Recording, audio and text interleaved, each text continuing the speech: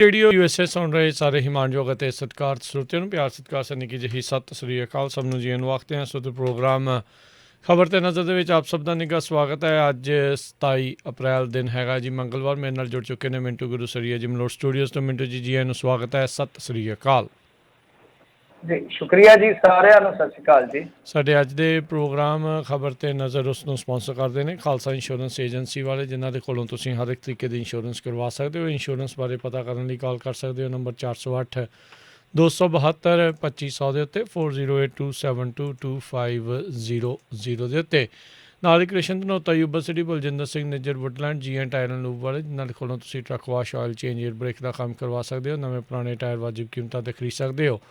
ਸੈਂਟਰਨੈਲਾ ਮਡੇਰਾ ਦੇ ਵਿੱਚ ਲੋਕੇਸ਼ਨ ਨੇ, ਕਾਲ ਕਰ ਸਕਦੇ ਹੋ Nimma Sahota 209 277 0113 West Coast truck driving school Fresno ਵਾਲੇ, ਜਿਹੜੇ ਕਿ ਤੁਹਾਨੂੰ ਟਰੱਕ ਦਾ ਲਾਇਸੈਂਸ ਵਧੀਆ ਸਿਖਲਾਈ ਦੇ ਕੇ ਘੱਟ ਸਮੇਂ ਦੇ ਵਿੱਚ ਲੈਣ ਸਹਾਇਤਾ ਕਰਦੇ ਨੇ। ਕਾਲ ਅਜੀਤ ਅਟਵਾਲ 559 374 4541।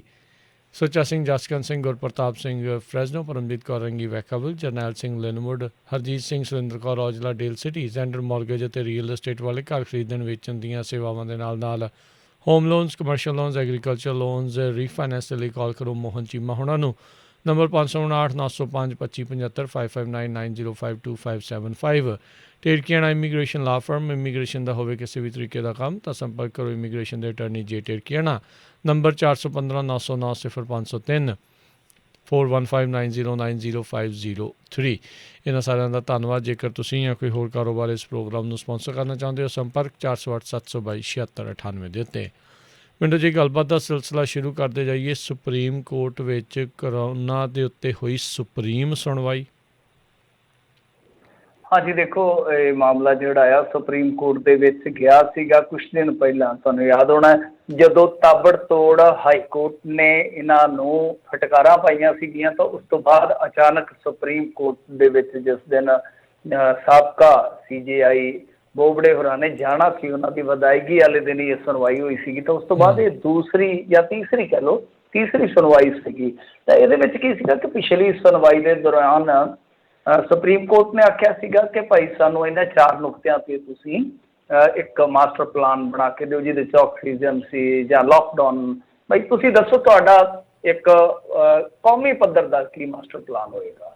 ਤਾਂ ਇਹਨਾਂ ਨੇ ਹੁਣ ਐਫੀਡੈਵਿਟ ਦਿੱਤਾ। ਉੱਥੇ ਐਫੀਡੈਵਿਟ ਦੇ ਵਿੱਚ ਕੀ ਲਿਖਿਆ ਚਲੋ ਉਹ ਤੇ ਆਪਾਂ ਨੂੰ ਨਹੀਂ ਪਤਾ, ਪਰ ਜੋ ਮੀਡੀਆ ਦੇ ਵਿੱਚ ਅੰਸ਼ ਆਏ ਨੇ ਇਸ ਸੁਣਵਾਈ 'ਤੇ, ਤਾਂ ਉਹਦੇ ਵਿੱਚ ਸੁਣਵਾਈ ਸ਼ੁਰੂ ਹੁੰਦਿਆਂ ਹੀ ਸੁਪਰੀਮ ਕੋਰਟ ਨੇ ਸਪਸ਼ਟ ਕਰ ਦਿੱਤਾ। ਉਹਨਾਂ ਆਖਿਆ ਕਿ ਦੇਖੋ, ਲੋਕਾਂ ਦੀਆਂ ਜ਼ਿੰਦਗੀਆਂ ਬਚਾਉਣੀਆਂ ਇਹ ਸਮੇਂ ਦੀ ਜ਼ਰੂਰਤ ਆ, ਤੇ ਜਦੋਂ ਵੀ ਸਾਨੂੰ ਜ਼ਰੂਰਤ ਮਹਿਸੂਸ ਹੋਏਗੀ ਅਸੀਂ ਦਖਲ ਦਿਆਂਗੇ।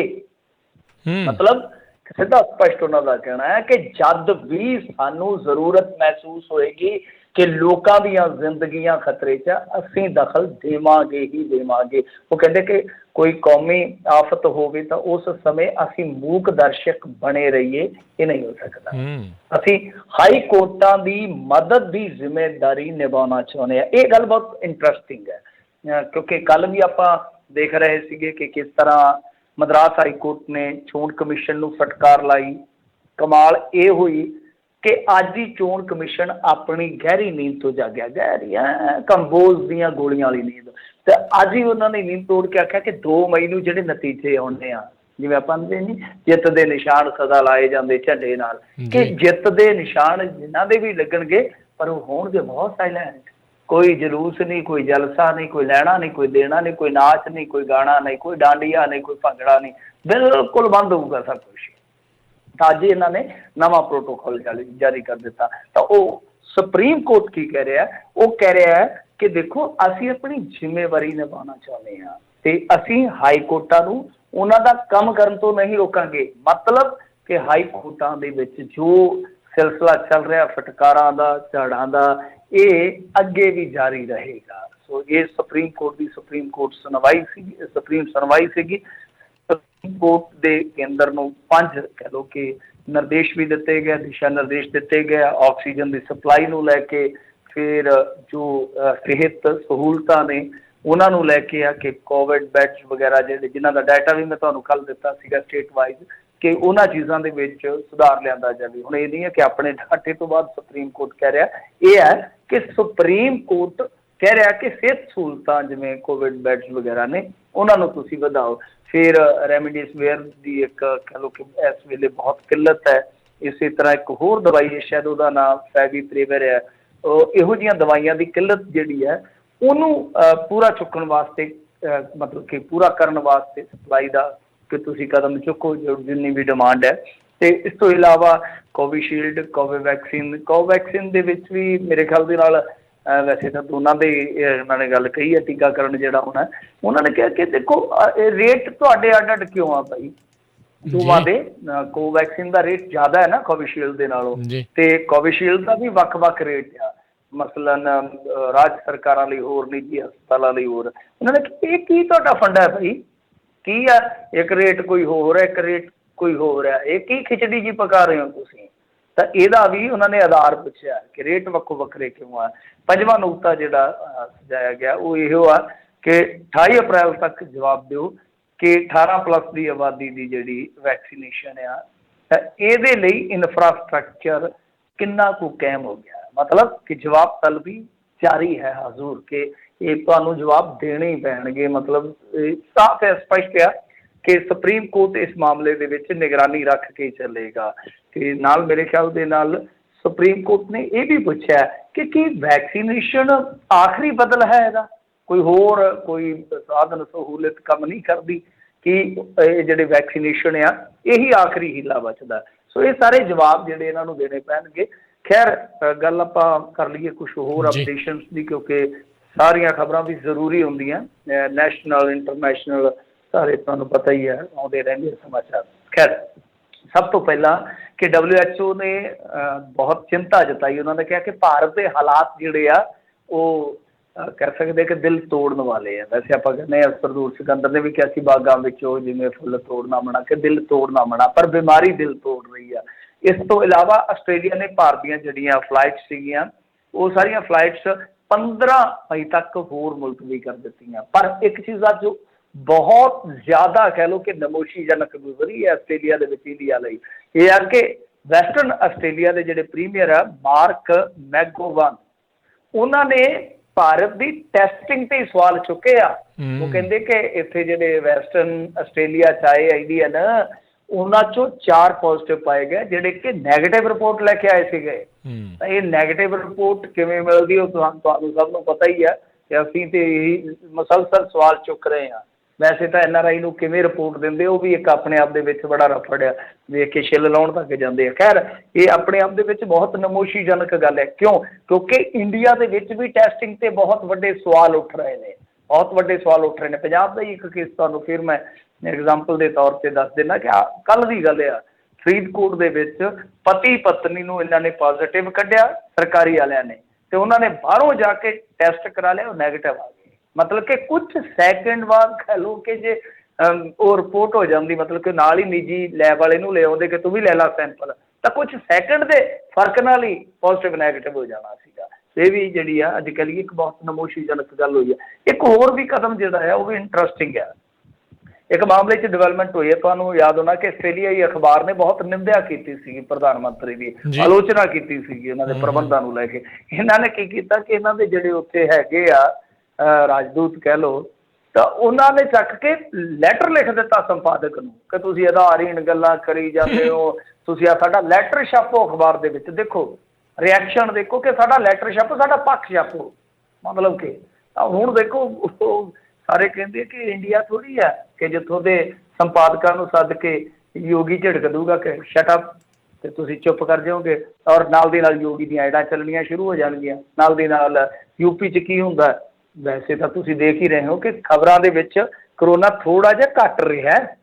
ਅਤੇ ਮੈਂ ਤੁਹਾਨੂੰ ਕੱਲ੍ਹ ਹੀ ਕਿਹਾ ਸੀਗਾ ਕਿ ਸਾਹਿਬ ਦਾ ਬਿਆਨ ਆਇਆ ਕਰੋਨਾ ਘਟੇਗਾ, ਔਰ ਅੱਜ ਇਹਦੀ ਇੱਕ ਐਗਜ਼ਾਮਪਲ ਵੀ ਹੈ ਕਿ ਭਾਰਤ 'ਚ ਪਿਛਲੇ 24 ਘੰਟਿਆਂ ਦੇ ਦੌਰਾਨ, ਮਤਲਬ ਕਿ ਅੱਜ ਸਵੇਰੇ ਜਿਹੜਾ ਅੰਕੜਾ ਆਇਆ ਉਹ ਇਹ ਸੀਗਾ ਕਿ ਲਾ ਲਓ ਕਿ 3,27,28 ਦਾ ਆਇਆ, ਯਾਨੀ 3,52,53 ਤੋਂ ਕਰੋਨਾ ਥੱਲੇ ਨੂੰ ਆਉਣਾ ਸ਼ੁਰੂ ਹੋ ਗਿਆ। ਕਿਉਂਕਿ ਮੋਦੀ ਸਾਹਿਬ ਨੇ ਪਰਸੋਂ ਹੀ ਕਿਹਾ ਸੀਗਾ ਕਿ ਅਸੀਂ ਇਸ ਤੂਫਾਨ ਦੇ ਵਿੱਚੋਂ ਜਲਦੀ ਬਾਹਰ ਆ ਜਾਵਾਂਗੇ। ਖੈਰ ਇਤਫਾਕ ਨੇ ਕਈ ਵਾਰ ਹੋ ਜਾਂਦੇ ਆ, ਰੱਬਿਓਂ ਹੋ ਜਾਂਦੇ ਆਪਾਂ ਜਿਵੇਂ ਕਹਿੰਦੇ ਨੇ ਪੰਜਾਬੀ 'ਚ। ਆਗਰਾ ਦੇ ਹਸਪਤਾਲ ਦੇ ਵਿੱਚ ਅੱਜ ਹੋਰ ਇੱਕ ਦੁਖਾਂਤ ਵਾਪਰਿਆ, 8 ਮਰੀਜ਼ਾਂ ਦੀ ਮੌਤ ਹੋਈ ਆ। ਇਸ ਤੋਂ ਇਲਾਵਾ ਦਿੱਲੀ ਹਾਈ ਕੋਰਟ ਨੇ, ਕੋਰਟਾਂ ਬਹੁਤ ਕੰਮ ਖਿੱਚੀ ਜਾਂਦੀਆਂ ਤੇ ਗੱਲ ਫਿਰ ਹਾਈ ਕੋਰਟ ਦੀ ਆ ਗਈ ਆ। ਦਿੱਲੀ ਹਾਈ ਕੋਰਟ ਨੇ ਅਰਵਿੰਦ ਕੇਜਰੀਵਾਲ ਨੂੰ ਬਹੁਤ ਬੁਰੀ ਤਰ੍ਹਾਂ ਝੰਜੋੜਿਆ ਵੀ ਆ, ਕਹਿ ਲਓ ਫਟਕਾਰ ਵੀ ਲਾਈ ਆ। ਕੇਜਰੀਵਾਲ ਸਰਕਾਰ ਨੇ ਕੀ ਕੀਤਾ ਸੀਗਾ ਕਿ ਇਹਨਾਂ ਨੇ ਜੱਜਾਂ ਵਾਸਤੇ ਅਸ਼ੋਕਾ ਹੋਟਲ ਹੀ ਬੁੱਕ ਕਰਾ ਲਿਆ, ਮਤਲਬ ਕਿ 5 ਸਟਾਰ ਹੋਟਲ ਦੇ ਵਿੱਚ ਕਮਰੇ ਬੁੱਕ ਕਰਾ ਲਏ ਜੱਜਾਂ ਤੇ ਜੱਜਾਂ ਦੇ ਰਿਸ਼ਤੇਦਾਰਾਂ ਵਾਸਤੇ, ਕਿ ਜੇ ਤੁਹਾਨੂੰ ਕੋਈ ਐਮਰਜੈਂਸੀ ਪੈਂਦੀ ਆ, ਇੱਕ ਹਸਪਤਾਲ ਨਿਸ਼ਚਿਤ ਕਰ ਦਿੱਤਾ ਕਿ ਇੱਥੋਂ ਸਾਰੀਆਂ ਸਹੂਲਤਾਂ ਤੁਹਾਡੇ ਲਈ ਜਿਹੜੀਆਂ ਰਿਜ਼ਰਵ ਹੋਣਗੀਆਂ। ਹਾਈ ਕੋਰਟ ਨੇ ਆਖਿਆ ਕਿ ਨਹੀਂ ਨਹੀਂ ਨਹੀਂ, ਇੱਦਾਂ ਨਹੀਂ ਚੱਲੇਗਾ, ਤਾਂ ਇਹ ਫੈਸਲਾ ਵਾਪਸ ਲੈਣਾ ਪਿਆ। ਇੱਕ ਹੋਰ ਵੈਕਸੀਨੇਸ਼ਨ ਨਾਲ ਹੀ ਜੁੜੀ ਵੱਡੀ ਖਬਰ ਆ ਕਿ ਜਿਹੜੀ ਸਪੁਤਨਿਕ V ਹੈ ਉਹ 1 ਮਈ ਨੂੰ ਕਹਿੰਦੇ ਆ ਕਿ ਪਹਿਲਾ ਬੈਚ ਜਿਹੜਾ ਹੈਂਡਓਵਰ ਕਰ ਦੇਗੀ ਇੰਡੀਆ ਨੂੰ। ਫਿਰ ਇਸ ਤੋਂ ਇਲਾਵਾ ਜੇ ਦੇਖੀਏ ਤਾਂ ਇੱਕ ਖਬਰ ਜਿਹੜੀ ਆ ਇੱਕ ਹੋਰ ਦਿਲ ਨੂੰ ਦਹਿਲਾਉਣ ਵਾਲੀ, ਰੂਹ ਨੂੰ ਤਸੀਜ ਦੇਣ ਵਾਲੀ ਆਈ ਆ ਕਿ ਮਹਾਰਾਸ਼ਟਰ ਦੇ ਵਿੱਚ ਬੀੜ ਇਲਾਕਾ ਹੈ ਸ਼ਾਇਦ, ਕਿ ਉੱਥੇ ਇੱਕ ਐਂਬੂਲੈਂਸ ਦੇ ਵਿੱਚ 22 ਲਾਸ਼ਾਂ ਭਰ ਕੇ ਲਿਜਾਇਆ ਜਾ ਰਹੀਆਂ। 22 ਲਾਸ਼ਾਂ, ਮਤਲਬ ਕਿ ਜਿੱਦਾਂ ਕਚਰਾ ਹੁੰਦਾ। ਔਰ ਇੱਕ ਦਿਨ ਅੱਗੇ ਵੀਡੀਓ ਵੀ ਬਹੁਤ ਵਾਇਰਲ ਹੋਈ ਸੀਗੀ ਕਿ ਜਿਹਦੇ ਵਿੱਚ ਉਹ ਭਜਾ ਕੇ ਕੱਢਦੇ ਆ ਤੇ ਜਦੋਂ ਮੋੜਾ ਕੱਟਦੇ ਆ, ਉਹ ਖਟਾਰਾ ਜੀ ਗੱਡੀ ਆ ਤੇ ਉਹਦੇ ਵਿੱਚੋਂ ਲਾਸ਼ ਬੁੜਕ ਕੇ ਰੋਡ ਤੇ ਜਾ ਡਿੱਗਦੀ ਆ। ਇਹ ਤਾਂ ਹਾਲ ਆ। ਸਾਡੇ ਇੱਥੇ ਵੀ ਲੁਧਿਆਣੇ ਦੇ ਵਿੱਚ ਵੀ ਰੇਹੜੀਆਂ ਤੇ ਲੱਦੀ ਫਿਰਦੇ ਆ ਲੋਕ, ਬੁਰਾ ਹਾਲ ਆ, ਮੰਦਾ ਹਾਲ ਆ।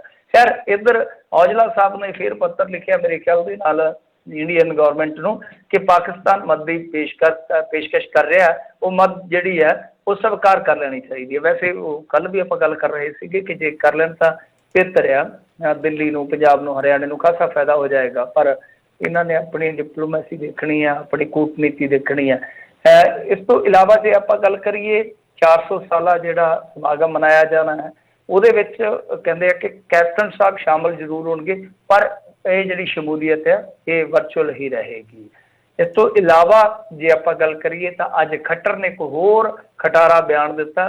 ਬਹੁਤ ਹੀ ਗੈਰ ਸੰਵੇਦਨਸ਼ੀਲ ਬੰਦੇ ਆ ਇਹ ਕਹਿੰਦੇ ਆ ਕਿ ਦੇਖੋ ਸੰਖਿਆ ਤੇ ਬਹਿਸ ਨਾ ਕਰੋ, ਅੰਕੜਿਆਂ ਤੇ ਬਹਿਸ ਨਾ ਕਰੋ। ਰੌਲਾ ਪਾਉਣ ਨਾਲ ਕਹਿੰਦੇ ਕਿ ਮਰਨ ਵਾਲੇ ਵਾਪਸ ਆ ਜਾਣਗੇ। ਮਤਲਬ ਕਿ ਪੱਤਰਕਾਰ ਸਵਾਲ ਕਰ ਰਹੇ ਸੀਗੇ ਨਾ ਕਿ ਤੁਹਾਡਾ ਜਿਹੜਾ PR ਡਿਪਾਰਟਮੈਂਟ ਆ ਉਹ ਸਹੀ ਅੰਕੜੇ ਨਹੀਂ ਦੇ ਰਿਹਾ, ਤਾਂ ਕਹਿੰਦਾ ਕਿ ਅੰਕੜਿਆਂ ਨਾਲ ਕੀ ਹੈ, ਅੰਕੜਿਆਂ ਨਾਲ ਬੰਦੇ ਜਿਉਂਦੇ ਹੋ ਜਾਣਗੇ। ਸੋ ਇਹੋ ਜਿਹੀ ਇਹਨਾਂ ਦੀ ਸੰਵੇਦਨਸ਼ੀਲਤਾ ਹੈ। ਹੁਣ ਤੇ ਬਸ ਦੁਆ ਕਰ ਸਕਦੇ ਕਿ ਸਭ ਕੁਝ ਜਲਦੀ ਠੀਕ ਹੋ ਜਾਵੇ। ਵੈਸੇ ਉਹ ਕਹਿੰਦੇ ਹੁੰਦੇ ਨੇ ਦੁਆएं ਮਿਲ ਜਾएं यही काफ़ी है, दवाएं तो कीमत अदा करने पर मिल ही जाती है। ਤੇ ਦੁਆएं ਮਿਲ ਜਾਣ, ਦਵਾਵਾਂ ਤਾਂ ਜਿਹੜੀਆਂ ਦਵਾਵਾਂ ਤਾਂ ਉਹ ਕੀਮਤ ਅਦਾ ਕਰਕੇ ਬੰਦਾ ਲੈ ਲੈਂਦਾ, ਪਰ ਇੱਥੇ ਦੁਆਵਾਂ ਬਹੁਤ ਸਾਰੀਆਂ ਮਿਲ ਰਹੀਆਂ, ਦਵਾਵਾਂ ਦੀ ਕਿੱਲਤ ਹੈ। ਜੀ ਜੀ ਜੀ। ਅਗਲੀ ਮਿੰਟ 'ਚ ਗੱਲ ਕਰੀਏ ਸਿਆਸੀ ਜੱਜਮੈਂਟ। ਐਲਾਨਿਆ ਕੋਟਕਪੁਰਾ ਫਾਇਰਿੰਗ ਕੇਸ ਬਾਰੇ ਆਈ ਜੱਜਮੈਂਟ ਨੂੰ ਕੈਪਟਨ ਨੇ। ਹਾਂਜੀ ਦੇਖੋ, ਕੈਪਟਨ ਅਮਰਿੰਦਰ ਸਿੰਘ ਹੋਰਾਂ ਨੇ ਇਸ ਨੂੰ ਸਿਆਸੀ ਜੱਜਮੈਂਟ ਕਹੀ ਆ। ਇੱਕ ਇੰਟਰਵਿਊ ਦਿੱਤੀ ਇਹਨਾਂ ਨੇ, ਇੰਟਰਵਿਊ ਦੇ ਵਿੱਚ ਇਸ ਗੱਲ ਦਾ ਜ਼ਿਕਰ ਕੀਤਾ। ਤਾਂ ਇਹਦੇ ਵਿੱਚ ਇਹਨਾਂ ਨੇ ਕਿਹਾ ਕਿ ਇਹ ਕੋਈ ਬਹੁਤੀ ਵਧੀਆ ਜੱਜਮੈਂਟ ਨਹੀਂ, ਮਤਲਬ ਕਿ ਉਹਨਾਂ ਦੀ ਨਜ਼ਰ ਦੇ ਵਿੱਚ, ਉਹਨਾਂ ਦੇ ਨਜ਼ਰੀਏ ਮੁਤਾਬਕ ਉਹਨਾਂ ਨੇ ਕਿਹਾ ਕਿ ਸਿਆਸੀ ਜੱਜਮੈਂਟ ਆ। ਤੇ ਉਹ ਨਾਲ ਕਹਿੰਦੇ ਆ ਕਿ ਅਸੀਂ SIT ਬਣਾਉਣ ਚਾਹ ਰਹੇ ਹਾਂ ਤੇ ਦੂਜਾ ਹਾਈ ਕੋਰਟ ਦੀ ਜੱਜਮੈਂਟ ਦੇ ਕੁਝ ਪੁਆਇੰਟ ਅਸੀਂ ਸੁਪਰੀਮ ਕੋਰਟ 'ਚ ਚੈਲੰਜ ਕਰਾਂਗੇ। ਤੇ ਨਾਲ ਉਹਨਾਂ ਨੇ ਕਿਹਾ ਕਿ ਫਿਲਹਾਲ ਸੁਪਰੀਮ ਕੋਰਟ ਕੋਵਿਡ ਕਰਕੇ ਬੰਦ ਹੈ, ਜਿਸ ਕਾਰਨ ਅਸੀਂ ਕੁਝ ਨਹੀਂ ਕਰ ਪਾ ਰਹੇ। ਮਤਲਬ SIT ਦਾ ਉਹਨਾਂ ਨੇ ਸਾਫ਼ ਸਪਸ਼ਟ ਸੰਦੇਸ਼ ਦੇ ਦਿੱਤਾ ਆ, ਸੁਨੇਹਾ ਦੇ ਦਿੱਤਾ ਕਿ ਨਵੀਂ SIT ਵਾਸਤੇ ਪੰਜਾਬ ਤਿਆਰ ਰਹੇ। ਖੈਰ ਦੇਖੋ, ਗੱਲ ਇਹ ਆ ਕਿ ਜੇ ਸਿਆਸੀ ਜੱਜਮੈਂਟ ਇਹਨਾਂ ਦੀ ਨਜ਼ਰ ਦੇ ਵਿੱਚ, ਤਾਂ ਇਹਦਾ ਮਤਲਬ ਇਹ ਆ ਕਿ ਇਹ ਹਾਈ ਕੋਰਟ ਦੇ ਵਿੱਚ ਕੋਈ ਸਿਆਸੀ ਦਖਲ ਮੰਨ ਕੇ ਚੱਲ ਰਿਹਾ ਹੈ ਕੈਪਟਨ ਸਾਹਿਬ। ਜੇ ਹਾਈ ਕੋਰਟ ਦੇ ਵਿੱਚ ਇਹਨਾਂ ਦੇ ਨਜ਼ਰੀਏ ਮੁਤਾਬਕ ਕੋਈ ਸਿਆਸੀ ਇਨਫਲੂਐਂਸ ਹੁੰਦਾ ਵਾ ਤਾਂ ਫਿਰ ਤਾਂ ਕਮਾਲ ਦੀ ਗੱਲ ਆ। ਫਿਰ ਤਾਂ ਬਹੁਤ ਸਵਾਲ ਖੜੇ ਹੋਣਗੇ ਕਿ ਜਿਹੜੇ ਤੁਹਾਡੇ ਕੇਸ ਨਿਕਲਦੇ ਆ, ਮਤਲਬ ਜੋ ਕੋਰਟਾਂ ਨੇ ਤੁਹਾਨੂੰ ਰਾਹਤਾਂ ਦਿੱਤੀਆਂ ਨੇ, ਪੰਜਾਬ ਦੀਆਂ ਕੋਰਟਾਂ ਨੇ, ਕਿ ਉੱਥੇ ਤੇ ਕੋਈ ਦਖਲ ਅੰਦਾਜ਼ੀ ਨਹੀਂ ਹੈ ਨਾ, ਕਿ ਉੱਥੇ ਤੇ ਕੋਈ ਸਿਆਸੀ ਪਰਚਾਵਾ ਨਹੀਂ ਪਹੁੰਚਦਾ। ਇਹ ਤੇ ਮੰਨ ਰਹੇ ਆ। ਫਿਰ ਇਹਦਾ ਮਤਲਬ ਹੈ ਕਿ ਜੇ ਹਾਈ ਕੋਰਟਾਂ ਇੰਡੀਆ ਦੀਆਂ, ਦੇਖ ਲਓ ਇਹ ਸੰਵਿਧਾਨਕ ਅਹੁਦੇ ਤੇ ਬੈਠੇ ਲੋਕ ਆ। ਹੁਣ ਮਸਲਾ ਇਹ ਨਹੀਂ ਹੈ ਕਿ ਕਿਸ ਮੁੱਦੇ ਦੀ ਗੱਲ ਹੋ ਰਹੀ ਹੈ, ਮਸਲਾ ਇਹ ਆ ਕਿ ਸੰਵਿਧਾਨਕ ਅਹੁਦੇ ਤੇ ਰਹਿ ਕੇ ਸੰਵਿਧਾਨ ਦੀ ਮਰਿਆਦਾ 'ਚ ਚੱਲਣ ਦਾ ਉਪਦੇਸ਼ ਦੇਣ ਵਾਲੇ ਲੋਕ ਕਿਤੇ ਖਲੋਤੇ ਆ। ਇਹ ਗੱਲਾਂ ਬਹੁਤ ਮਾਇਨਾਖੀਜ਼ ਹੁੰਦੀਆਂ ਨੇ, ਇਹ ਗੱਲਾਂ ਬੇਮਾਇਨਾ ਨਹੀਂ ਹੁੰਦੀਆਂ। ਖੈਰ ਦੂਜੀ ਗੱਲ ਜਿਹੜੀ ਆਪਾਂ ਕੰਮ ਦੀ ਗੱਲ ਕਰ ਲਈਏ ਉਹ ਇਹ ਆ ਕਿ ਦੇਖੋ ਅੱਜ ਕੁਛ ਸਿਆਸੀ ਜਥੇਬੰਦੀਆਂ ਦੇ ਬੰਦੇ, ਕੁਛ ਧਾਰਮਿਕ ਜਥੇਬੰਦੀਆਂ ਦੇ, ਪੰਥਕ ਸਭਾ 'ਚ ਵਿਚਰਨ ਵਾਲੇ ਵੱਡੇ ਨਾਮ ਇਕੱਤਰ ਹੋਏ ਆ। ਉਹਨਾਂ ਨੇ ਵੀ ਇੱਕ ਗੱਲ ਕਹੀ ਆ, ਉਹ ਕਹਿੰਦੇ ਕਿ ਜਿਹੜੇ ਜੱਜ ਸਾਹਿਬ ਸੀਗੇ ਫੈਸਲਾ ਦੇਣ ਵਾਲੇ, ਉਹ ਤੇ ਚੁਟਾਲਿਆਂ ਦੀ ਸਰਕਾਰ ਦੇ ਵਿੱਚ ਸਰਕਾਰੀ ਵਕੀਲ ਹੋਇਆ ਕਰਦੇ ਸੀ। ਮਤਲਬ ਕਿ ਉਹਨਾਂ ਦੀ ਕਹਿ ਲਓ ਕਿ ਨਜ਼ਰ ਇਨਾਇਤ ਹੋਈ ਤੇ ਇਹ ਜੱਜ ਬਣੇ ਆ। ਇਹ ਖੁਦ ਜਿਹੜੇ ਸਾਬਕਾ ਜਥੇਦਾਰ ਰਣਜੀਤ ਸਿੰਘ, ਉਹਨਾਂ ਦੇ ਬਿਆਨ ਨੇ ਜਿਹੜੇ ਮੈਂ ਕੋਟ ਕਰ ਰਿਹਾ ਵਾਂ। ਮਤਲਬ ਕਿ ਉਹਨਾਂ ਦੀ ਨਜ਼ਰੀਏ ਮੁਤਾਬਕ ਇਹ ਕਹਾਣੀ ਵਾਪਰੀ ਹੈ ਕਿ ਅਸਲ ਦੇ ਵਿੱਚ ਚੌਟਾਲਾ ਫੈਮਿਲੀ ਬਾਦਲ ਫੈਮਿਲੀ ਦੇ ਬਹੁਤ ਕਲੋਜ਼ ਆ ਤੇ ਜੱਜ ਨੇ ਬਾਦਲਾਂ ਨੂੰ ਕਲੀਨ ਚਿੱਟ ਦੇ ਦਿੱਤੀ ਹੈ। ਮਤਲਬ ਕਿ ਪੱਖਪਾਤ ਹੋਇਆ ਤੇ ਉਹਨਾਂ ਨੇ ਤਾਂ ਪ੍ਰੋਗਰਾਮ ਵੀ ਦਿੱਤਾ ਕਿ 30 ਤਰੀਕ ਨੂੰ ਇਸ ਫੈਸਲੇ ਦੀਆਂ ਕਾਪੀਆਂ ਸਾੜੀਆਂ ਜਾਣਗੀਆਂ। ਹੁਣ ਇੱਥੇ ਹੀ ਇੱਕ ਸਵਾਲ ਆ, ਬਹੁਤ ਵੱਡਾ ਸਵਾਲ ਆ, ਕੈਪਟਨ ਅਮਰਿੰਦਰ ਸਿੰਘ ਔਰ ਜਿਹੜੇ ਇਸ ਤਰ੍ਹਾਂ ਦੇ ਹੋਰ ਨਜ਼ਰੀਏ ਨੇ ਉਹਨਾਂ ਨੂੰ ਕਿਉਂ? ਕਿਉਂਕਿ ਦੇਖੋ ਇਹ ਸੁਣਵਾਈ ਕੋਈ ਰਾਤੋਂ ਰਾਤ ਨਹੀਂ ਹੋਈ। ਸੁਣਵਾਈ ਜਾਇਜ਼ ਆ, ਸੁਣਵਾਈ ਗੈਰ ਵਾਜਬ ਆ, ਕਿਉਂਕਿ ਉਹ ਇੱਕ ਟੈਕਨੀਕਲਿਟੀ ਹੁੰਦੀ ਆ ਸੰਵਿਧਾਨਕ ਦਾਇਰੇ ਦੇ ਵਿੱਚ ਕਿ ਜਿੱਦਾਂ ਕੁੰਵਰ ਵਿਜੇ ਪ੍ਰਤਾਪ ਸਿੰਘ ਨੇ ਕਿਹਾ ਸੀਗਾ ਕਿ ਸਿਵਲ ਰਿਟ ਸੁਣੀ ਨਹੀਂ ਜਾ ਸਕਦੀ। ਉਹ ਇੱਕ ਟੈਕਨੀਕਲਿਟੀ ਹੈ, ਇੱਕ ਮੁੱਦਾ ਹੈ, ਤਕਨੀਕੀ ਮੁੱਦਾ ਹੈ। ਉਸ ਮਾਮਲੇ ਦੇ ਵਿੱਚ ਉਹਨੂੰ ਚੈਲੰਜ ਕੀਤਾ ਜਾ ਸਕਦਾ। ਆਪਾਂ ਕਹਿ ਸਕਦੇ ਹਾਂ ਕਿ ਕੋਈ ਵੀ ਜੱਜਮੈਂਟ ਜਦ ਤੱਕ ਸੁਪਰੀਮ ਕੋਰਟ ਦੇ ਵਿੱਚੋਂ ਰੱਦ ਨਹੀਂ ਹੁੰਦੀ ਜਾਂ ਸੁਪਰੀਮ ਕੋਰਟ ਦੇ ਵਿੱਚੋਂ ਪ੍ਰਵਾਨ ਨਹੀਂ ਹੁੰਦੀ, ਉਹਨੂੰ ਅੰਤਮ ਸੱਚ ਨਹੀਂ ਮੰਨਿਆ ਜਾ ਸਕਦਾ। ਪਰ ਮੇਰਾ ਸਵਾਲ ਇਹਨਾਂ ਲੋਕਾਂ ਨੂੰ ਹੈ, ਚਾਹੇ ਉਹ ਪੰਥਕ ਲੀਡਰ ਨੇ ਤੇ ਚਾਹੇ ਆ ਕੈਪਟਨ ਅਮਰਿੰਦਰ ਸਿੰਘ ਵਰਗੇ ਲੀਡਰ ਨੇ, ਇਹਨਾਂ ਨੂੰ ਕਿ ਜਦ ਬੈਂਚ ਤੇ ਜਾ ਕੇ ਕੇਸ ਲੱਗਿਆ ਸੀਗਾ, ਇਹ ਤੇ ਹੈ ਨਹੀਂਗਾ ਕਿ ਜੱਜ ਸਾਹਿਬ ਜਿਹੜੇ ਸੀਗੇ ਉਹ ਰਾਤੋਂ ਰਾਤ ਆਏ, ਅਗਲੇ ਦਿਨ ਘੰਟਾ ਕੁ ਬੈਠੇ, ਫਾਈਲ ਦੇਖੀ ਤੇ ਉਹਨਾਂ ਨੇ ਫੈਸਲਾ ਦੇ ਦਿੱਤਾ। ਐਸਾ ਨਹੀਂ ਹੈ। ਇਹ ਪਟੀਸ਼ਨ ਪਿਛਲੇ ਕਈ ਮਹੀਨਿਆਂ ਤੋਂ ਚੱਲ ਰਹੀ ਹੈ ਬੈਂਚ ਦੇ ਕੋਲ। ਤੁਸੀਂ ਸਾਰੇ ਸੁੱਤੇ ਸੋ, ਤੁਸੀਂ ਸਾਰੇ ਹੀ ਅੱਜ ਆਪੋ ਆਪਣੇ ਪੱਧਰ ਤੇ ਆਪੋ ਆਪਣੇ ਤਰੀਕੇ ਨਾਲ ਮਾਮਲੇ ਨੂੰ ਅੱਗੇ ਵਧਾ ਰਹੇ ਹੋ। ਸੋ ਲੋਕਾਂ ਨੂੰ ਇਹ ਗੱਲਾਂ 'ਚ ਤੁਸੀਂ ਹੋਰ ਉਲਝਾ ਰਹੇ ਹੋ। ਤੁਹਾਨੂੰ ਚਾਹੀਦਾ ਸੀਗਾ ਕਿ ਜੇ ਸੱਚਮੁੱਚ ਕੁਛ ਇਸ ਤਰ੍ਹਾਂ ਦਾ ਕੋਈ ਸ਼ੱਕ ਸੀ, ਕੋਈ ਤੁਹਾਨੂੰ ਕੋਈ ਸ਼ੰਕਾ ਸੀਗਾ, ਤੁਸੀਂ ਯਕਦਮ ਉੱਥੇ ਇੱਕ ਪਟੀਸ਼ਨ ਹੋਰ ਪਾਉਂਦੇ, ਸਰਕਾਰ ਪਾਉਂਦੀ, ਚਾਹੇ ਤੁਸੀਂ ਆਪਣੇ ਕਿਸੇ ਨਿੱਜੀ ਵਕੀਲ ਦੇ ਥਰੂ ਪਾ ਸਕਦੇ ਸੀ, ਪਾਰਟੀ ਬਣਨ ਦੀ ਗੁਹਾਰ ਲਾ ਕੇ, ਕੋਈ ਵੱਡੀ ਗੱਲ ਨਹੀਂ ਹੁੰਦੀ। ਤਾਂ ਉਹਦੇ ਵਿੱਚ ਕੀ ਹੁੰਦਾ ਹੈ ਕਿ ਜਿਸ ਮਾਮਲੇ ਦੇ ਵਿੱਚ ਕੋਈ ਇਹੋ ਜਿਹਾ ਕੋਈ ਸਰੋਕਾਰ ਨਿਕਲ ਆਵੇ ਕਿਸੇ ਦਾ, ਨਾਲ ਦੀ ਨਾਲ ਜਾਂ ਤਾਂ ਕੇਸ ਕਿਸੇ ਹੋਰ ਬੈਂਚ ਕੋਲ ਰੈਫਰ ਕਰ ਦਿੱਤਾ ਜਾਂਦਾ ਹੈ, ਜਾਂ ਕਈ ਵਾਰ ਇਹ ਹੁੰਦਾ ਕਿ ਜੱਜ ਸਾਹਿਬ ਆਪ ਹੀ ਅਲੱਗ ਹੋ ਜਾਂਦੇ ਆ, ਅਲੱਗਾ ਹੋ ਜਾਂਦੇ ਆ ਕਿ ਨਹੀਂ ਭਾਈ ਜੇ ਕੋਈ ਇੰਟਰਸਟ ਬਣਦਾ ਹੈ, ਜਿਹਨੂੰ ਆਪਾਂ ਕਹਿ ਦਿੰਦੇ ਨਾ ਕੌਨਫਲਿਕਟ ਆਫ ਇੰਟਰਸਟ, ਕੁਝ ਇਸ ਤਰ੍ਹਾਂ ਦਾ ਜਿਹੜਾ ਕੋਈ ਬਣਦਾ ਹੈ, ਤਾਂ ਉਹ ਆਪ ਹੀ ਕਹਿ ਦਿੰਦੇ ਕਿ ਅਸੀਂ ਇਸ ਕੇਸ ਤੋਂ ਅਲੱਗਾ। ਆਪਾਂ ਦੇਖਦੇ ਨਹੀਂ ਬਹੁਤ ਸਾਰੀਆਂ ਮਹੱਤਵਪੂਰਨ ਸੁਣਵਾਈਆਂ ਦੇ ਦੌਰਾਨ ਹੀ ਜੱਜ ਸਾਹਿਬ ਕਹਿ ਦਿੰਦੇ ਆ ਕਿ ਨਹੀਂ ਜੀ ਅਸੀਂ ਇਹ ਕੇਸ ਤੋਂ ਆਪਣੇ ਆਪ ਨੂੰ ਵੱਖ ਕਰਦੇ ਹਾਂ। ਉਹਨਾਂ ਦਾ ਵੀ ਅਧਿਕਾਰ ਹੈ, ਆਪਾਂ ਕੇਸ ਕਿਸੇ ਹੋਰ ਜੱਜ ਕੋਲ ਰੈਫਰ ਕਰਵਾ ਸਕਦੇ ਹਾਂ, ਆਪਣਾ ਵੀ ਅਧਿਕਾਰ ਆ। ਤਾਂ ਮੇਰਾ ਸਵਾਲ ਇਹਨਾਂ ਬੁੱਧੀਜੀਵੀਆਂ ਨੂੰ, ਮੇਰਾ ਸਵਾਲ ਇਹਨਾਂ ਲੀਡਰਾਂ ਨੂੰ ਹੈ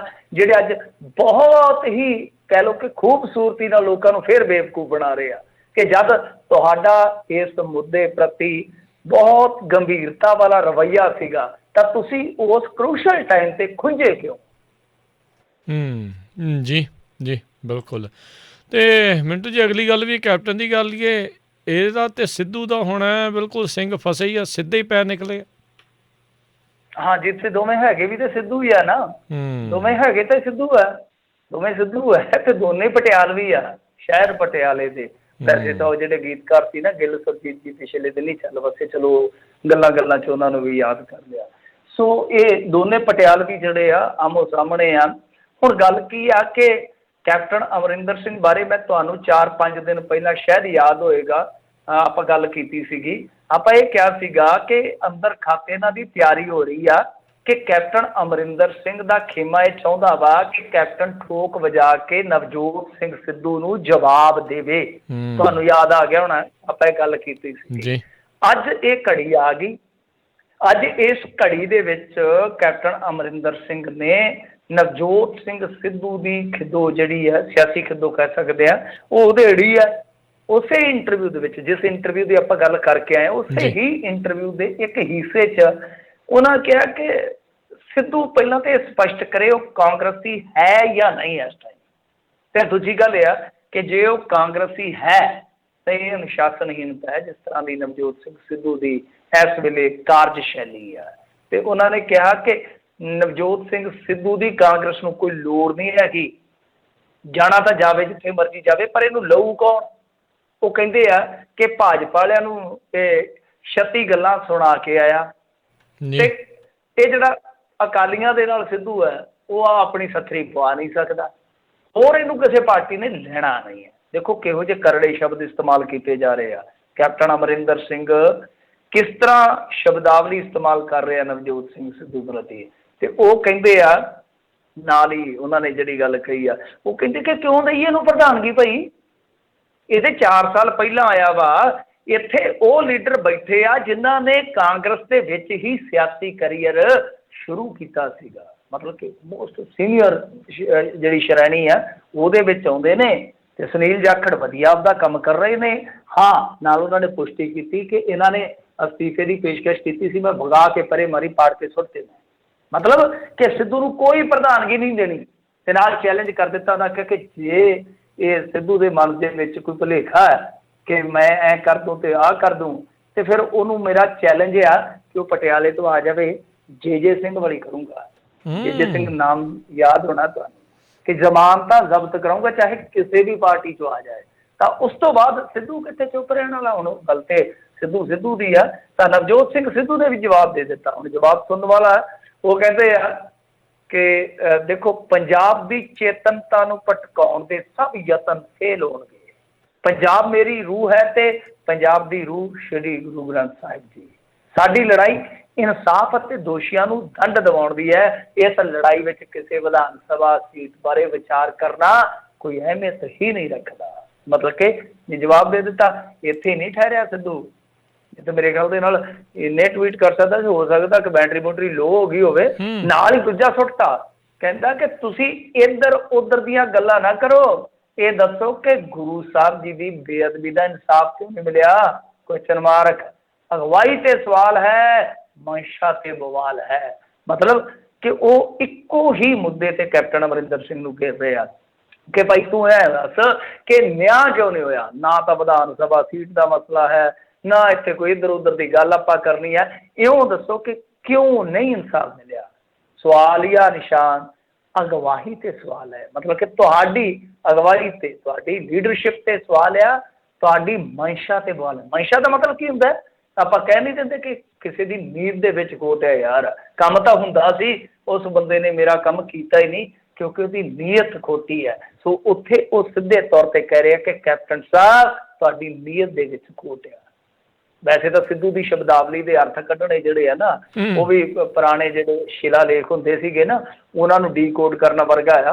ਪਰ ਇੱਥੇ ਹੁਣ ਸਿੱਧੂ ਥੋੜੇ ਜਿਹੇ ਸਿੱਧੇ ਸ਼ਬਦ ਇਸਤੇਮਾਲ ਕਰ ਰਿਹਾ। ਤਾਂ ਖੈਰ ਦੇਖੋ, ਇਹ ਨਵਜੋਤ ਸਿੰਘ ਸਿੱਧੂ ਨਾ, ਮੈਂ ਜਿਵੇਂ ਤੁਹਾਨੂੰ ਦੱਸਿਆ ਕਿ ਇਹਨਾਂ ਦੀ ਪਹਿਲਾਂ ਹੀ ਪਲੈਨਿੰਗ ਸੀਗੀ, ਤੇ ਇਹਨਾਂ ਦੀ ਪਲੈਨਿੰਗ ਇਹੋ ਆ ਕਿ ਨਵਜੋਤ ਸਿੰਘ ਸਿੱਧੂ ਪ੍ਰਵੋਕ ਉਹਨੂੰ ਕਰੀਏ ਤਾਂ ਇਸ ਤਰ੍ਹਾਂ ਕਿ ਕੋਈ ਹੜਬੜਾਹਟ ਦੇ ਵਿੱਚ ਕੋਈ, ਕਿਉਂਕਿ ਹੈਗਾ ਤੁਹਾਨੂੰ ਪਤਾ ਪਾਡਾ ਜਿਹਾ ਟਾਈਪ, ਜਿੱਦਾਂ ਆਪਾਂ ਕਹਿ ਦਿੰਦੇ ਚੜੀਤਾ ਜਿਹਾ ਨਹੀਂ ਬੰਦਾ ਹੁੰਦਾ ਕਿ ਆ ਜਾ ਭਾਈ ਕੋਈ ਗੱਲ ਨਹੀਂ ਹੈ। ਵੈਸੇ ਤਾਂ ਪਟਿਆਲੇ 'ਚ ਤਿਆਰੀ ਕਰੀ ਬੈਠੇ ਆ, ਬੀਬੀ ਸਿੱਧੂ ਜਾਂਦੀ ਹੈ ਪਟਿਆਲੇ, ਵੀ ਪ੍ਰੈਸ ਕਾਨਫਰੰਸ ਕਰਦਾ, ਤੇ ਇਹਨਾਂ ਨੂੰ ਸ਼ਾਇਦ ਇਸ ਗੱਲ ਦਾ ਪਤਾ ਵੀ ਇੱਕ ਹੋ ਸਕਦਾ ਸਿੱਧੂ ਤਿਆਰੀ ਕਰਕੇ ਤੇ ਮੈਦਾਨ 'ਚ ਆ ਵੀ ਜਾਵੇ, ਤਾਂ ਉਸ ਤੋਂ ਪਹਿਲਾਂ ਹੀ ਦਬਾਅ ਬਣਾ ਦਈਏ। ਮਤਲਬ ਇਹ ਆ ਕਿ ਸਿੱਧੂ ਹੋਰ ਨੁਕਸਾਨ ਨਾ ਕਰੇ, ਤਾਂ ਭੜਕਾਹਟ ਦੇ ਵਿੱਚ ਆ ਕੇ ਕੋਈ ਚੈਲੰਜ ਖੇਡ ਲਵੇ, ਤੇ ਉਸ ਤੋਂ ਬਾਅਦ ਜਿਹੜੀ ਕੋਈ ਮਾੜੀ ਮੋਟੀ ਦੀ ਪੈਂਟ ਹੈਗੀ ਆ ਉੱਤੇ, ਉਹ ਵੀ ਖਤਮ ਹੋ ਜਾਏਗੀ।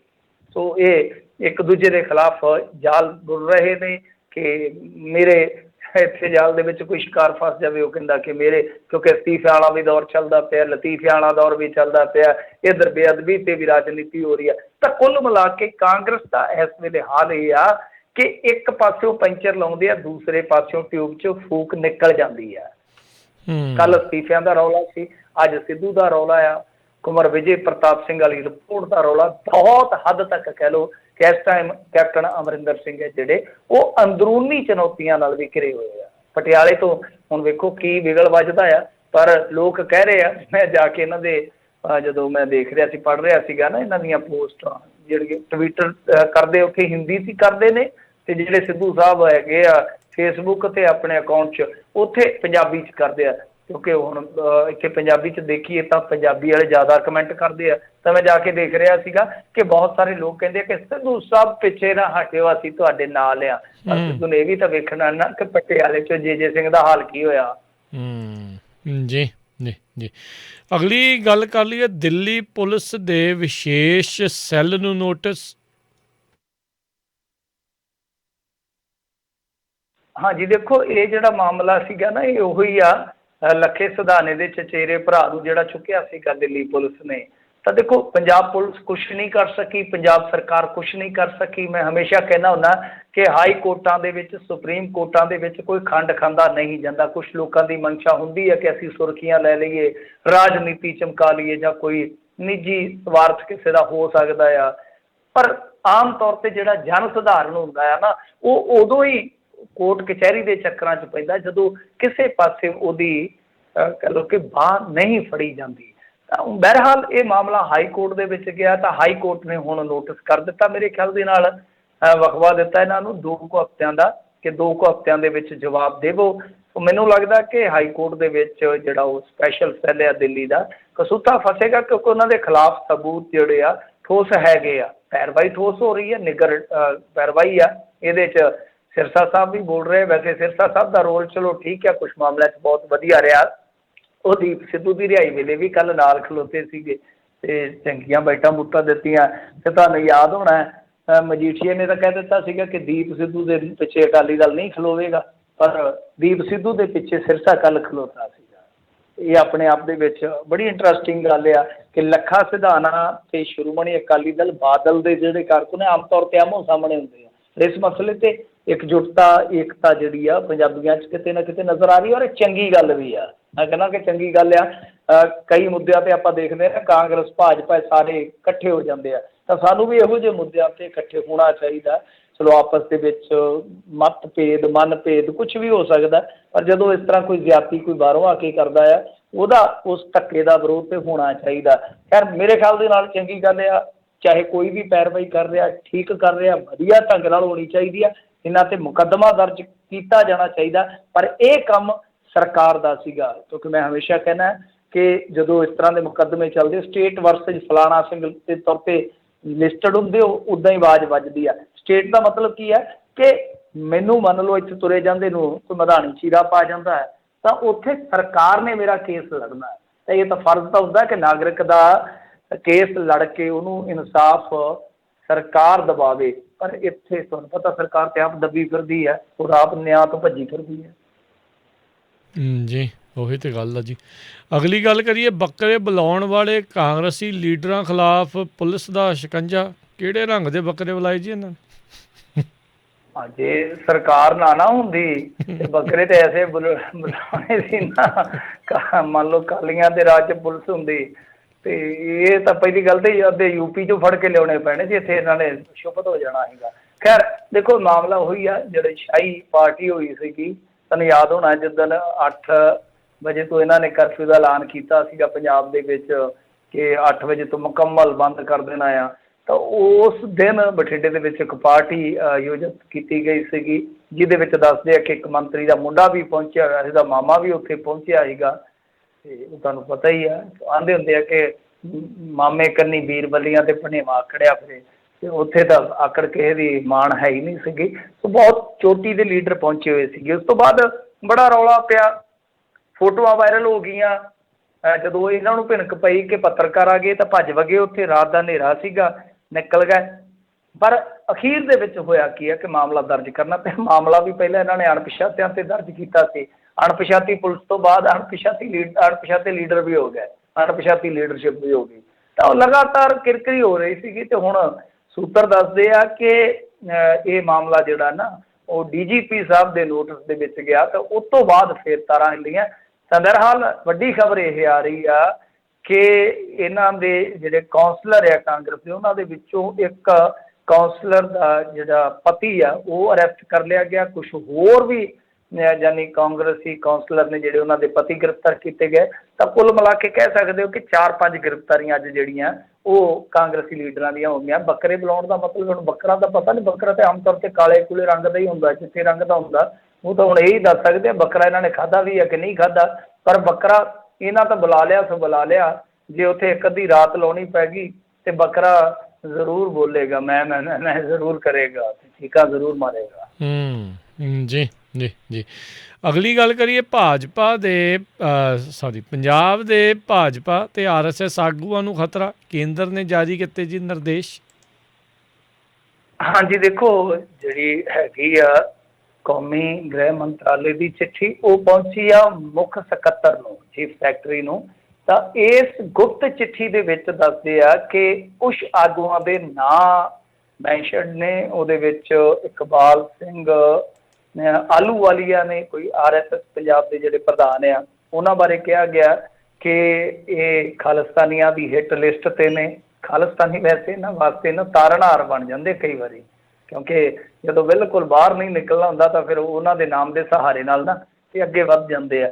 ਖੈਰ ਇਸੇ ਤਰ੍ਹਾਂ ਨਾਲ ਕਿਹਾ ਗਿਆ ਇੱਕ ਹੈਗਾ ਨਾ, ਤੁਹਾਨੂੰ ਪਤਾ ਹਰਜੀਤ ਸਿੰਘ ਗਰੇਵਾਲ, ਉਹਨਾਂ ਦਾ ਵੀ ਨਾਂ ਸ਼ਾਮਲ ਕਰ ਲਿਆ ਗਿਆ ਕਿ ਦੇਖੋ ਜੀ ਰੈਫਰੈਂਡਮ ਦੇ ਖਿਲਾਫ ਬੜਾ ਬੋਲਦਾ ਆ, ਇਹ ਬਹੁਤ ਵਿਰੋਧ ਕਰਦਾ, ਇਹਦੀ ਜਾਨ ਨੂੰ ਵੀ ਖਤਰਾ ਹੈ, ਤੇ ਐਂ ਕਰੋ ਕਿ ਇਹਦਾ ਵੀ ਕੰਮ ਸਾਰ ਦਿਓ ਨਾਲ। ਇਸ ਤੋਂ ਇਲਾਵਾ ਇੱਕ ਰਿਟਾਇਰਡ ਪੁਲਿਸ ਅਧਿਕਾਰੀ ਹੈ ਇਕਬਾਲ ਸਿੰਘ ਲਾਲਪੁਰਾ, ਤੁਸੀਂ ਦੇਖਿਆ ਹੋਣਾ, ਬਹੁਤ ਚਰਚਿਤ ਨਾਂ ਨੇ, ਇਹਨਾਂ ਦੇ ਲੇਖ ਵੀ ਆਉਂਦੇ ਆ, ਇੰਟਰਵਿਊਜ਼ ਬਹੁਤ ਆਉਂਦੀਆਂ ਨੇ। ਅੱਛੇ ਇੰਟਲੈਕਚੁਅਲ ਨੇ, ਪਰ ਇਹਨਾਂ ਨੇ ਭਾਰਤੀ ਜਨਤਾ ਪਾਰਟੀ ਨੂੰ ਚੁਣਿਆ ਰਿਟਾਇਰਮੈਂਟ ਤੋਂ ਬਾਅਦ। ਤਾਂ ਇਹਨਾਂ ਦਾ ਵੀ ਜ਼ਿਕਰ ਆਇਆ। ਇਹ ਕਹਿੰਦੇ ਆ ਕਿ ਦੇਖੋ ਜੀ ਜਦੋਂ ਇਹ ਤਰਨਤਾਰਨ 'ਚ SSP ਸਨ ਤਾਂ ਉਸ ਦਰਮਿਆਨ ਇਹਨਾਂ ਨੇ ਕੁਛ ਖਾੜਕੂ ਗ੍ਰਿਫਤਾਰ ਕੀਤੇ। ਵੈਸੇ ਦੱਸਦੇ ਤੇ ਇਹ ਆ ਕਿ ਇਹ ਗ੍ਰਿਫਤਾਰੀਆਂ ਕੁਛ ਵੱਡੀਆਂ ਵੀ ਕੀਤੀਆਂ ਇਹਨਾਂ ਨੇ ਆਪਣੇ ਕਾਰਜਕਾਲ ਦੇ ਦੌਰਾਨ। ਮਤਲਬ ਕਿ ਉਹਨਾਂ ਚੀਜ਼ਾਂ ਦਾ ਹਵਾਲਾ ਦੇ ਕੇ ਕਿਹਾ ਕਿ ਜੀ ਇਹਨਾਂ ਨੂੰ ਵੀ ਖਾਲਿਸਤਾਨੀਆਂ ਵੱਲੋਂ ਧਮਕੀਆਂ ਦਿੱਤੀਆਂ ਜਾ ਰਹੀਆਂ, ਪਤਾ ਨਹੀਂ ਝੂਠ ਹੈ ਜਾਂ ਸੱਚ ਆ, ਹੁਣ ਉਹਨਾਂ ਕੋਲ ਕੀ ਇਨਪੁਟ ਆ। ਤੇ ਇਸ ਕਰਕੇ ਗ੍ਰਹਿ ਮੰਤਰਾਲੇ ਨੇ ਇਹ ਪਾਇਆ ਕਿ ਇਹਨਾਂ ਬੰਦਿਆਂ ਨੂੰ ਬਹੁਤ ਜਲਦੀ ਤੁਸੀਂ ਸਿਕਿਉਰਿਟੀ ਦੇ ਦਿਓ। ਚਲੋ ਭਾਈ ਹੁਣ ਤੁਸੀਂ ਦੇਣੀ ਹੈ ਸਿਕਿਉਰਿਟੀ ਤਾਂ ਦੇ ਲਓ, ਪਰ ਇਹਦਾ ਹੁਣ ਕਮਾਲ ਦੀ ਗੱਲ ਹੈ ਕਿ ਇਸ ਤਰ੍ਹਾਂ ਦੀਆਂ ਜੇ ਧਮਕੀਆਂ ਆ ਰਹੀਆਂ ਸੀਗੀਆਂ ਤਾਂ ਇਹਨਾਂ ਨੇ ਆਪਣੇ ਇੱਥੇ ਦੇ ਜਿਹੜੇ ਲੋਕਲ ਪੁਲਿਸ ਅਧਿਕਾਰੀ ਉਹਨਾਂ ਨੂੰ ਕੋਈ ਇਨਫੋਰਮੇਸ਼ਨ ਨਹੀਂ ਦਿੱਤੀ ਹੋਏਗੀ। ਦਿਲਚਸਪ ਗੱਲ ਹੈ ਨਾ, ਜਾਂ ਪੰਜਾਬ ਪੁਲਿਸ ਦੀ ਖੁਫੀਆ ਜਾਣਕਾਰੀ ਜਿਹੜੀ ਆ ਉਹਦੇ 'ਚ ਇਹ ਚੀਜ਼ਾਂ ਨਹੀਂ ਆਈਆਂ। ਬੜੀ ਇੰਟਰਸਟਿੰਗ ਗੱਲ ਆ ਕਿ ਜਿਵੇਂ ਹੁਣ ਇਹ ਕਹਿ ਰਹੇ ਆ ਕਿ ਇਕਬਾਲ ਸਿੰਘ ਲਾਲਪੁਰਾ ਨੂੰ ਸਿੱਧੀਆਂ ਧਮਕੀਆਂ ਮਿਲ ਰਹੀਆਂ ਨੇ, ਤਾਂ ਸਿੱਧੀਆਂ ਧਮਕੀਆਂ ਦੀ ਕਿਉਂ ਸ਼ਿਕਾਇਤ ਦਰਜ ਕਰਵਾ ਕੇ ਹੈ, ਵੱਡੀ ਗੱਲ ਆ। ਬਾਕੀ ਰਿਵਿਊ ਕਰਕੇ ਠੀਕ ਹੈ, ਸਿਕਿਉਰਿਟੀ ਦੇ ਦੇਣੀ ਚਾਹੀਦੀ ਹੈ, ਇਹਦੇ 'ਚ ਕੋਈ ਸ਼ੱਕ ਨਹੀਂ, ਕੋਈ ਦੋ ਰਾਏ ਨਹੀਂ ਹੈ ਕਿ ਸਿਕਿਉਰਿਟੀ ਦਾ ਸਾਰਿਆਂ ਦਾ ਹੱਕ ਹੈਗਾ, ਪਰ ਉਹਨੂੰ ਦੇਣੀ ਚਾਹੀਦੀ ਹੈ ਜਿਹਨੂੰ ਜ਼ਰੂਰਤ ਆ। ਇਹ ਨਹੀਂ ਹੈ ਕਿ ਚਿੱਠੀਆਂ ਪੱਤਰਾਂ ਆਪ ਹੀ ਕਈ ਵਾਰ ਫਰਜ਼ੀ, ਇੱਥੇ ਤਾਂ ਗੋਲੀ ਵੀ ਚਲਾ ਲੈਂਦੇ ਆਪਣੇ ਆਪ 'ਤੇ, ਚਿੱਠੀ ਵੀ ਲਿਖਵਾ ਲੈਂਦੇ ਆ, ਔਰ ਚਿੱਠੀ ਜਿਹੜੀ ਆ ਉਹ ਸੈਂਟਰ ਤੋਂ ਵੀ ਲਿਖੀ ਜਾਂਦੀ ਹੈ। ਇਹ ਦੇਖ ਲੈਣਾ ਚਾਹੀਦਾ। ਜੇ ਪੰਜਾਬ ਸਰਕਾਰ ਨੂੰ ਲੱਗਦਾ ਹੈ ਕਿ ਹਾਂ ਭਾਈ ਸਿਕਿਉਰਿਟੀ ਦੇਣੀ ਚਾਹੀਦਾ ਤਾਂ ਜ਼ਰੂਰ ਦੇ ਦੇਣ, ਕੋਈ ਚੱਕਰ ਵੀ ਨਹੀਂ ਹੈਗਾ। ਜੀ ਜੀ ਜੀ ਅਤੇ ਇੱਥੇ ਹੀ ਮਿੰਟੂ ਜੀ ਅੱਜ ਦੇ ਪ੍ਰੋਗਰਾਮ ਦੀ ਸਮਾਪਤੀ ਆ ਜੀ। ਮਿਲਦੇ ਹਾਂ ਜੀ ਅਗਲੀ ਵਾਰ। ਮਿਹਰਬਾਨੀ, ਧੰਨਵਾਦ, ਸਤਿ ਸ਼੍ਰੀ ਅਕਾਲ ਜੀ। ਸਤਿ ਸ੍ਰੀ ਅਕਾਲ ਜੀ। ਅਤੇ ਸੋ ਇੱਥੇ ਸਾਡਾ ਅੱਜ ਦਾ ਪ੍ਰੋਗਰਾਮ ਸਮਾਪਤ ਆ। ਅਗਲੀ ਵਾਰ ਤੱਕ ਲਈ ਮੈਨੂੰ ਇਜਾਜ਼ਤ ਦਿਓ। ਮੇਰੇ ਵੱਲੋਂ ਵੀ ਤੁਹਾਨੂੰ ਸਭ ਨੂੰ ਪਿਆਰ ਸਤਿਕਾਰ ਸੈਨਿਕੀ ਜੀ, ਸਤਿ ਸ਼੍ਰੀ ਅਕਾਲ। ਸੁਣਦੇ ਰਹੋ ਪੰਜਾਬੀ ਰੇਡੀਓ USA।